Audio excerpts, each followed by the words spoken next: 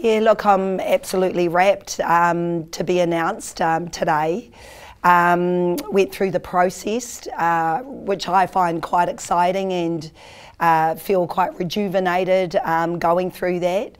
Sort of very clear about what needs to happen moving forward and where we could get those increases or the shifts, not only on court but also off court as well. So going through that process helped me to sort of dig deeper and really identify those clear areas. So because of that, I'm excited.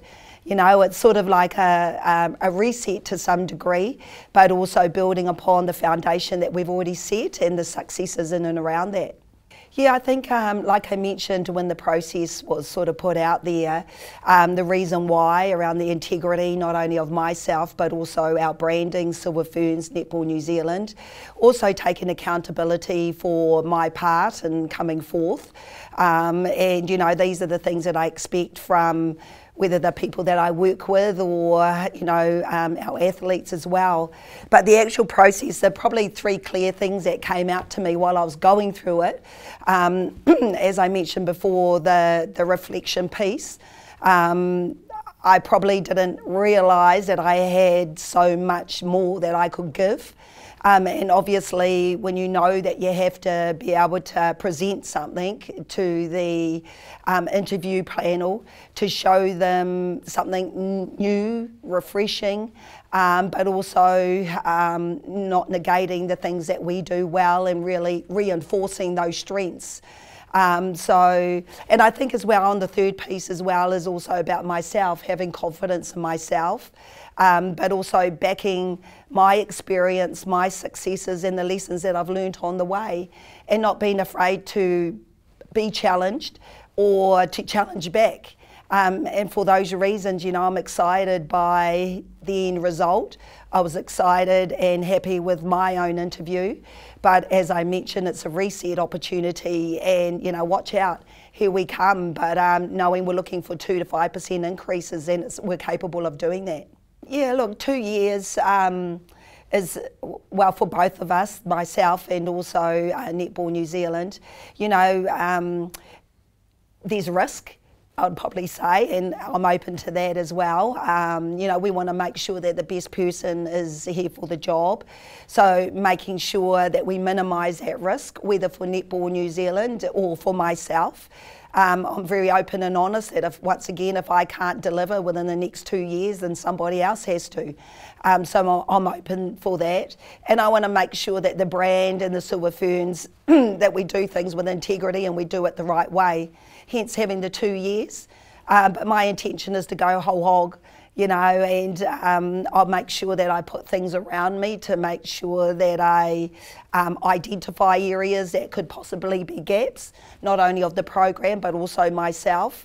And that once again, that was all part of the interview process as well. You know, when I reflected on where we are, well, probably the first thing is, you know, we have won the Netball World Cup every 16 years. You know, so we've got to be realistic about where we are in this landscape. So if we keep to the same processes and we keep the same way, we won't win the Netball World Cup until 2035. You know, so that's reality for us. And I think now with the changing landscape of not only us and Australia, that it's so competitive out there. So got to keep it real. Everybody needs to know where we are at, and the expectation is not that we just get out there and we're grand finalists. So that's probably the first thing that I put across. Also realistically where we are as a system with our competitions and the need, I suppose, to have more international exposure. The third thing is, you know, the drive to have 4 world-class athletes.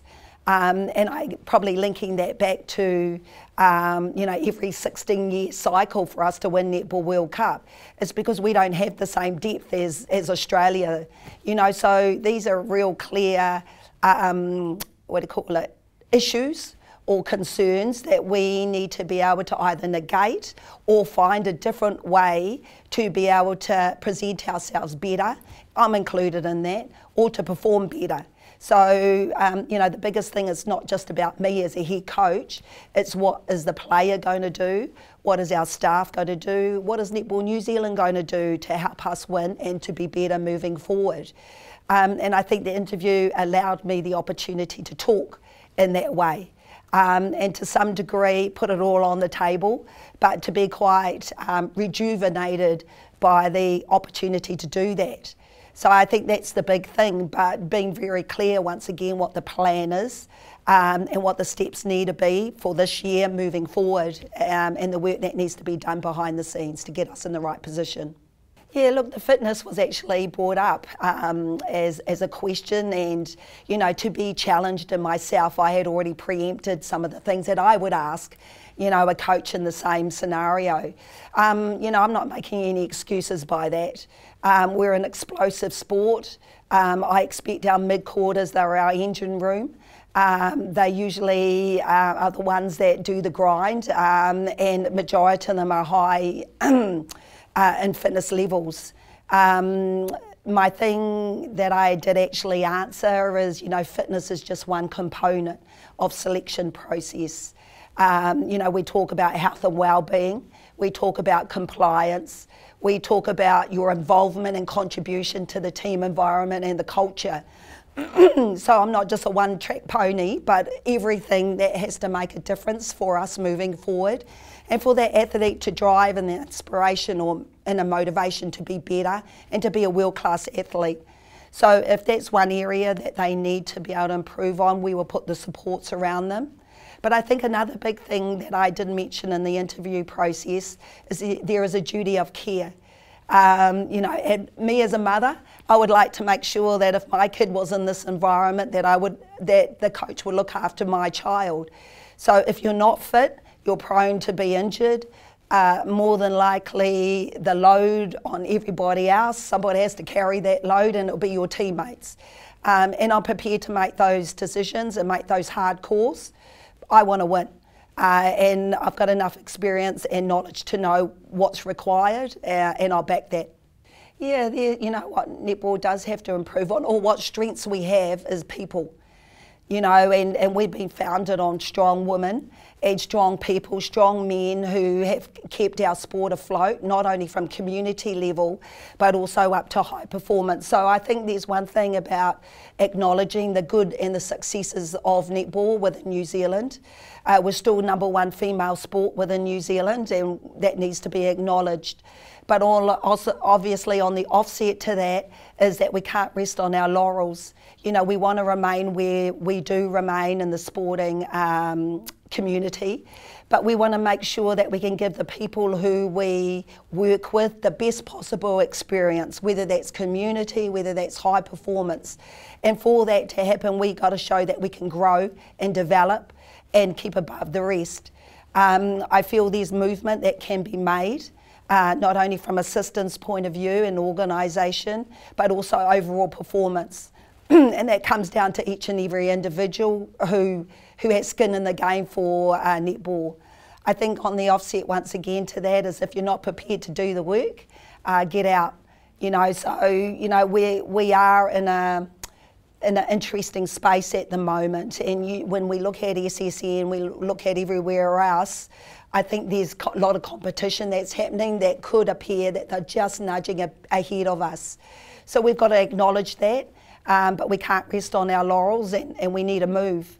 And once again, these things allowed me in the interview process to be able to put my voice out there.